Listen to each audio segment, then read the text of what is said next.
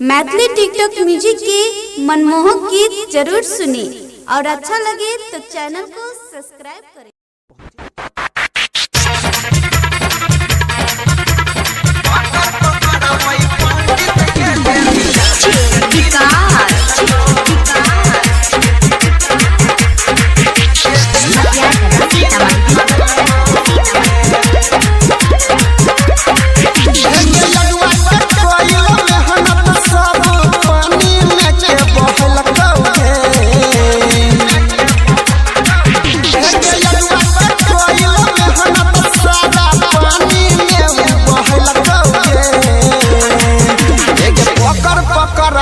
पंडित के बियाह के दिन धार लगौगे पकड़ पकड़ वही पंडित के बियाह के दिन धार लगौगे।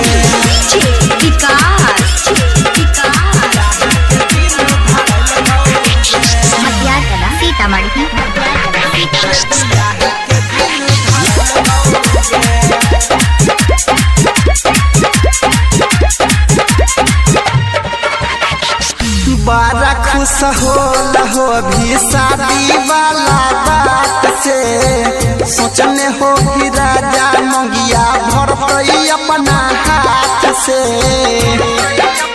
ये सुना बड़ा खुश हो भी शादी वाला बात से सोचने हो भी राजा मंगिया भरतई अपना हाथ से।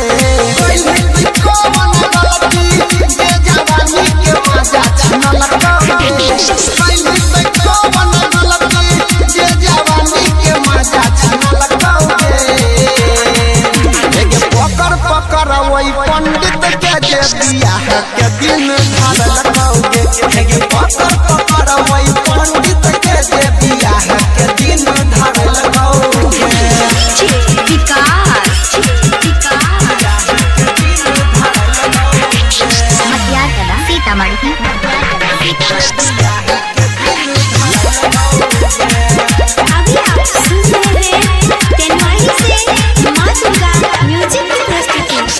करे बरदास छौरी कुछ दिन और गे तब जाके चढ़तौ तोरा दूल्हा के मर गे।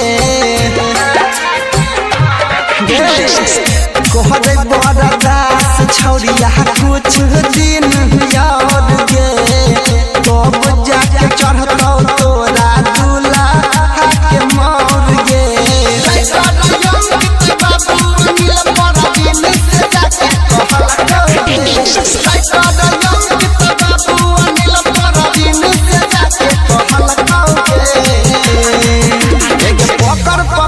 वही पंडित के बियाह के दिन धार लगौगे पकड़ पकड़ वही पंडित के बियाह के दिन धार लगौगे।